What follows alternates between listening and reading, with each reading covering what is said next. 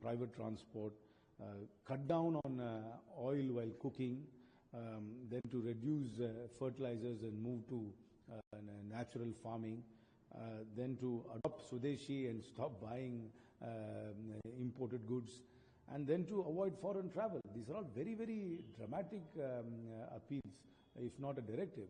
If the Prime Minister is making this appeal, what is the true situation which India is facing? I think it's important that the government takes the people of this country into confidence. To do that, they must call for a session of Parliament and apprise us of what is happening, because this is not normal. No other country has given this kind of advisory, directive, appeal to anywhere else in the world.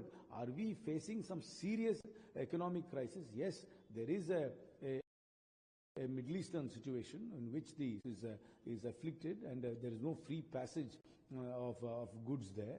But no other country has given this kind of a dramatic appeal. So are we facing a crisis beyond of what's happening in the Middle East? And what will be the effect on the Indian economy if this is implemented? I mean, is the government conscious? I'm not saying that the government should not give advisories. Of course the government should advise, but it must be based on logic and also taking the people into confidence. So some of it could be well-meaning, but some of it is very, very dramatic.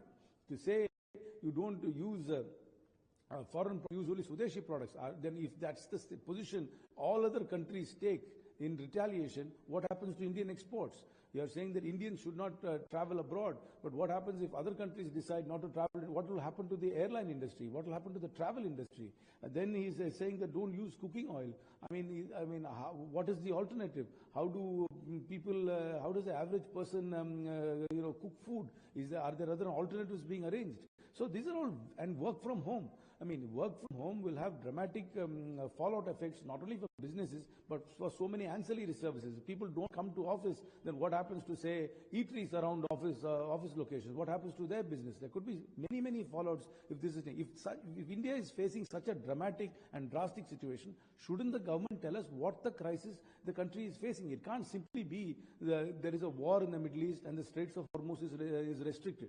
So there has to be something more than that. And is the government hiding some bitter truths from this nation? That's what we really want to know. Sir, Congress also. Yes, because we readily agreed to do a trade deal, which we have not yet signed with the United States, by saying that we will stop buying oil from Iran and the Russian Republic. These are long-standing strategic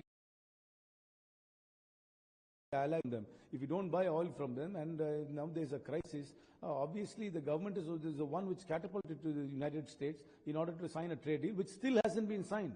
It is still, let's be very, very clear, the trade deal with the United States has still not been signed and sealed.